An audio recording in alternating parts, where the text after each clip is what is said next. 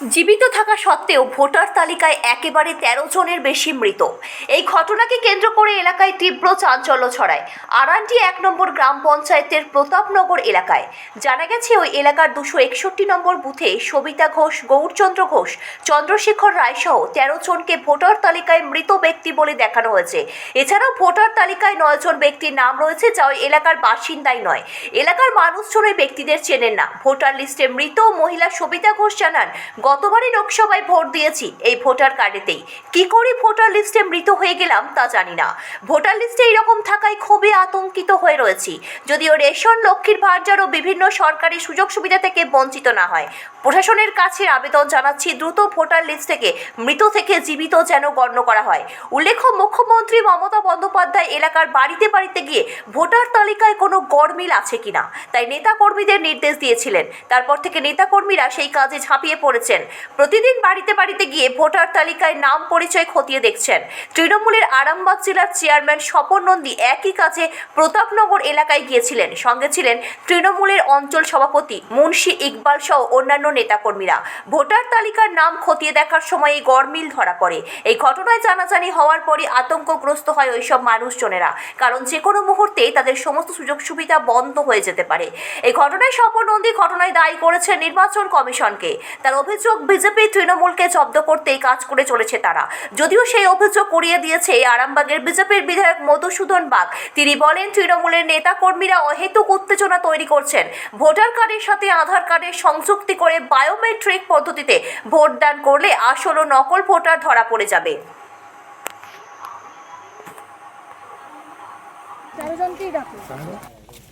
আপনি তো ঘেটে দিয়েছেন, এগুলোকে গুছিয়ে করতে কি জানতে পারলাম জেলা থেকে আপনার প্রতিনিধিরা এসেছিলেন তৃণমূল কংগ্রেসের তরফ থেকে। ওনার কাছ থেকে দেখলাম যে আমার ভোটার লিস্টে আমাকে মৃত বলে দেখানো হয়েছে। 2025-এর 1 জানুয়ারিতে যে নতুন লিস্ট বেরিয়েছে সেই লিস্টে আমাকে মৃত বলে দেখানো হয়েছে এবং ডিলিটেড লেখা আছে। অথচ আমি একজন প্রকৃত জেনুইন ভোটার। আমি গত লোকসভা ভোট দিয়েছি এবং এখানে আমাকে লোকাল প্রধান বা প্রধানের যে মেম্বার বা এমএলএ প্রত্যেকেই আমাকে চেনেন, জানেন, এবং সেটা এখানেতে মৃত বলে দেখানো হয়েছে। যাতে এটা সংশোধন হয় তার জন্য আমি এখানেতে সবার কাছে অনুরোধ জানিয়েছি। আমার নাম গৌরচন্দ্র ঘোষ, পিতা ঈশ্বর বিদ্যানন্দ ঘোষ, প্রতাপনগর আরান্ডি 1 জিপি। 200 আরামবাগ বিধানসভা যে নির্বাচন কেন্দ্র 261 অংশে আমাদের দেখছি আমরা যে 13 জনকে বেঁচে আছে তাদেরকে মৃত করে দিয়েছে ভোটার লিস্টে। হ্যাঁ, তাদেরকে ডেড বলে করে দিয়েছে। আর 9 জনকে অন্য জায়গা থেকে ভোটারকে এনে এখানে করেছে, এই বুথে তারা বসবাস করে না। সেই নিয়ে মাননীয় মুখ্যমন্ত্রী মমতা বন্দ্যোপাধ্যায় আমাদের নির্দেশ দিয়েছেন। আপনারা জানেন যে নেতাজি ইন্ডোর থেকে আমরা সমস্ত আমাদের অঞ্চল সভাপতি, আমাদের পঞ্চায়েত সমিতি মেম্বার, গ্রাম পঞ্চায়েত মেম্বার, আমাদের দলের কর্মীদের নিয়ে আমরা বাড়ি বাড়ি যে স্কুটনি করছি, স্কুটনিতে ধরা পড়েছে।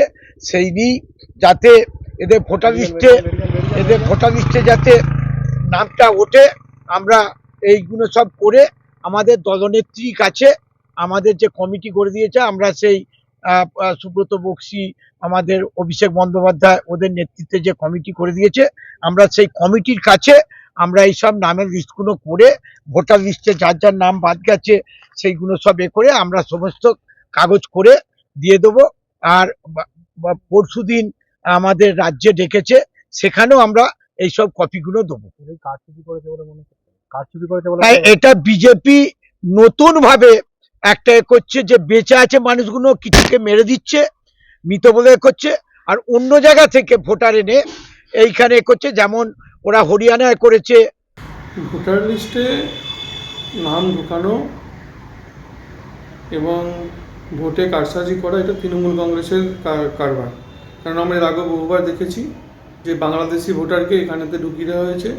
পঞ্চায়েত ভোটের সময় দেখেছি, বিভিন্ন ভোটের সময় আমরা দেখেছি। আজকে এটা নিয়ে একটা নাটক করার চেষ্টা করছে। এর আড়ালে একটা বড় ষড়যন্ত্র আছে। কারণ ভোটার লিস্টে মৃত ভোটার, ভূত ভোটার সব ড্রাম ওরা এখানে ঢোকায়। এখন বিধানসভা নির্বাচনে বাংলার মানুষ এবার ওদেরকে বর্জন করবে, সেই ভয়ে এখন এই ভোটার লিস্ট নিয়ে একটা ষড়যন্ত্র করার চেষ্টা করছে। কোনো ধরনের ইলেকশন কমিশন এইভাবে কোনো ভোটার লিস্টে নাম ঢোকায় না। এখানকার যারা আছে তৃণমূল কংগ্রেসের যারা আছে তার কর্মচারী, তারা এই কাজগুলো করে সাধারণ মানুষের যে ভোট দেয় যারা সেই ভোটটাকে অন্য জায়গাতে নিয়ে জানার ব্যবস্থা করে।